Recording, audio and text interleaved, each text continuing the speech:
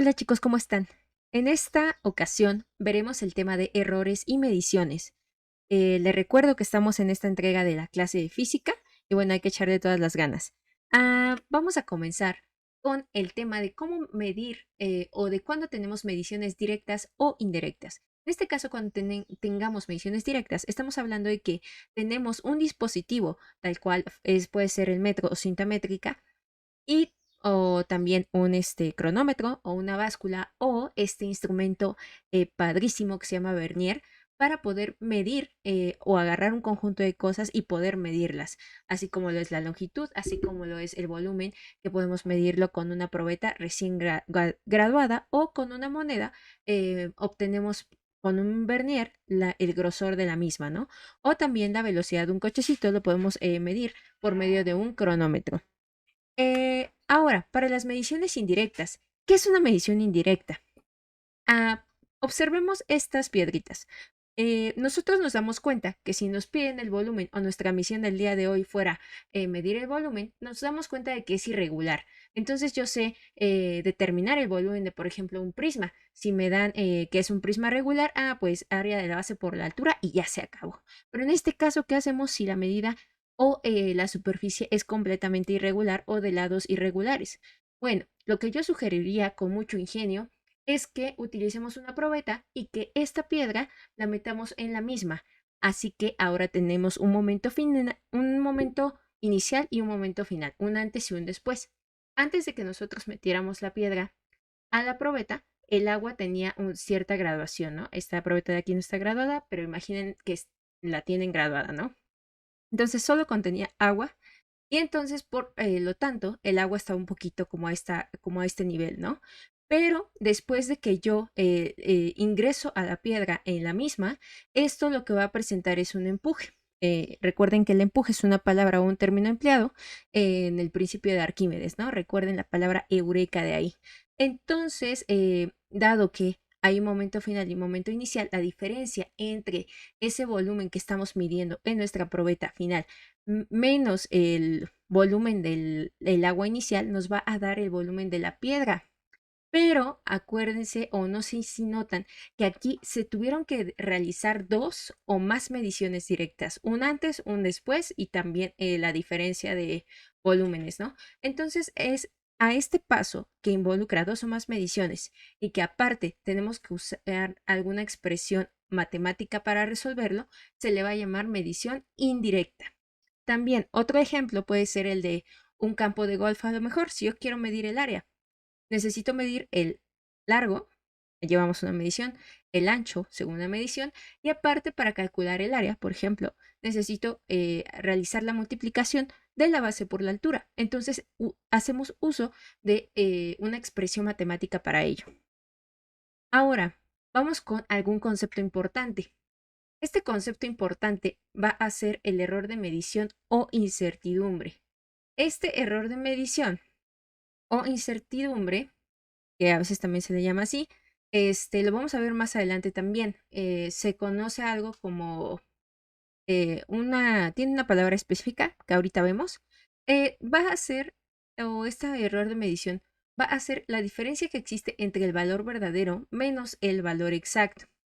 Ahorita vemos a qué nos referimos con cada una de estas palabras, pero aquí lo más importante es que recuerden que no es posible obtener mediciones exactas. Siempre va a haber un error o un margen de error que se presente en las mismas, ¿no? Ahora vamos a ver la clasificación de los errores. Estos errores pueden clasificarse de acuerdo a sus causas y de acuerdo a sus causas, esto lo vamos a tener tres secciones principales, ¿no? En la primera vamos a obtener los errores sistemáticos, en la segunda los circunstanciales y por último la precisión de aparatos e instrumentos, que también pueden ser un factor importante para que se presenten estos errores, ¿no? Vamos con el primer tema. Cuando tenemos errores sistemáticos, eh, estos errores sistemáticos son aquellos que vamos a tener cuando se presentan defectos en el instrumento de medición. Por ejemplo, puede ser que un cronómetro que nosotros tengamos marche más rápido o más lento de lo debido. Y Bueno, también estos errores sistemáticos, cabe mencionar que se van a presentar de manera constante a través de un conjunto de lecturas realizadas. No se los había comentado, pero para bajar el margen de error, nosotros debemos de tomar, en un experimento debemos de tomar varias muestras y entonces al final sacar un promedio de ellos y así ese valor promedio se toma como resultado, pero con menor margen de error. Entonces aquí este defecto en el instrumento de medición, espero que haya quedado claro, ¿no? En la siguiente sección tenemos que también puede darse por la mala calibración del aparato o instrumento que se está usando. Y esto se debe a más por fallas de fabricación. No los podemos evitar porque son fallas de fabricación. Ese error ya viene de fábrica, ¿no? En error de escala, en cambio, este se va a producir por el rango de precisión del instrumento empleado, por ejemplo, en un vernier, lo que provoca una incertidumbre en la medición. En los siguientes errores, que también se van a llamar estocásticos o aleatorios, aquí se me fue una E, estos errores no se van a repetir regularmente en comparación con los errores sistemáticos que hace rato vimos, sino que estos van a variar y sus causas se deben a los efectos provocados por estas tres situaciones. En la primera puede ser por variación en la presión, por cambios de temperatura o por cambios de también o variaciones en la humedad, ¿no? Así, por ejemplo, con la temperatura de una regla.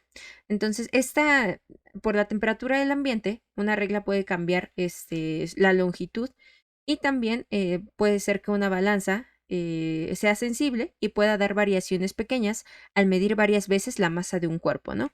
Entonces, estos errores circunstanciales pueden llamarse también estocásticos debido a que casi no se aprecian porque son muy pequeños y se producen de forma irregular, ¿no? O que es lo mismo, estocástica.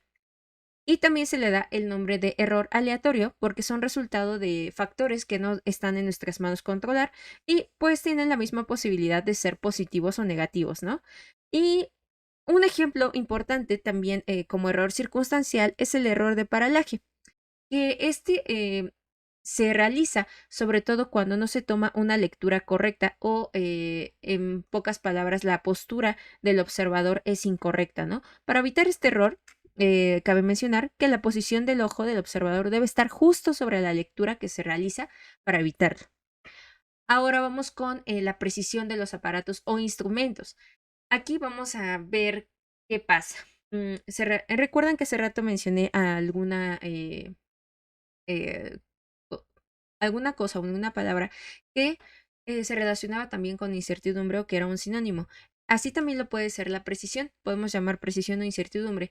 Y bueno, esto se puede medir. ¿Cómo lo vamos a medir? Esto va a ser igual a la unidad más pequeña que se pueda medir en cierto instrumento o en cierto aparato y al final dividirla entre dos. Un ejemplo puede ser un cronómetro. Creo que ya me gustaron los cronómetros, ¿no? Entonces, este cronómetro, vamos a ver la unidad más pequeña que puede medir. Como podemos observar en casi la mayoría, la medición se puede realizar o la medición más pequeña que va a tener aquí en estos numeritos va a ser de centésimas. Entonces vamos a tomar la unidad más pequeña, que va a ser 0.01 segundos, y esto lo vamos a dividir entre 2. Entonces así podemos obtener una incertidumbre. En inglés se pronuncia uncertainties y son muy dados a pedirlos en algún momento. Estas incertidumbres tienen sus gráficas, pueden hacerse aproximaciones lineales y demás cosas. ¿Cómo se va a representar esa incertidumbre o esa precisión? Pues puede ser que sea más o menos de la medida que se tiene actualmente. Entonces, este resultado de este cociente nos da 0.05 segundos. Entonces, esto va a ser la incertidumbre para mi cronómetro o la precisión de mi cronómetro va a ser de más menos 0.005 segundos. Y entonces así acabamos con este ejemplo de cómo determinar la precisión. Ya ahora es su turno. Su turno va a ser o les va a tocar repasar los conceptos que se tengan sobre estadística básica, por ejemplo, el valor promedio y demás cosas. Vamos a ver otra clasificación por último de errores. En esos errores vamos a tener tres principales. Estos se van a poder medir o se van a poder representar como error absoluto, relativo o porcentual. En el primer caso, el valor absoluto va a ser el más sencillo que tengan.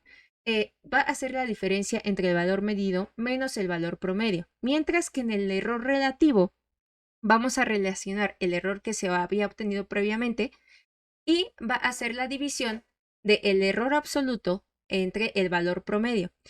Estas barritas de acá son interesantes porque todo lo que haya salido de acá adentro, sea positivo o negativo, va al final a representarse como una medida positiva o como un valor positivo. Entonces, este error relativo, recuérdenlo, siempre se va a dar en forma positiva. Por último, tenemos el error porcentual.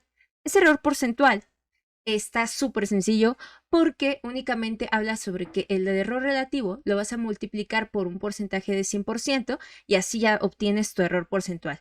Todos estos errores normalmente los piden en una práctica de laboratorio a nivel universitario, entonces si vas a estudiar algo como química, algo como ingeniería o hasta medicina, puede que hayas ocupado o que vayas a ocupar alguno de estos elementos en el laboratorio en cuestión o para trabajar con datos de forma estadística. Entonces te invito a que repases, a que busques más información y si tienes dudas, pues sabes que tenemos nuestras sesiones de asesoría eventuales y si no te has inscrito al curso, pues entonces te invito también a que lo hagas porque tenemos mucho material interesante de esta materia tan bellísima que es física. Y pues bueno, hemos acabado, ¿no? Hemos llegado al final de esta presentación. Nos vemos hasta la próxima. Que estés muy bien.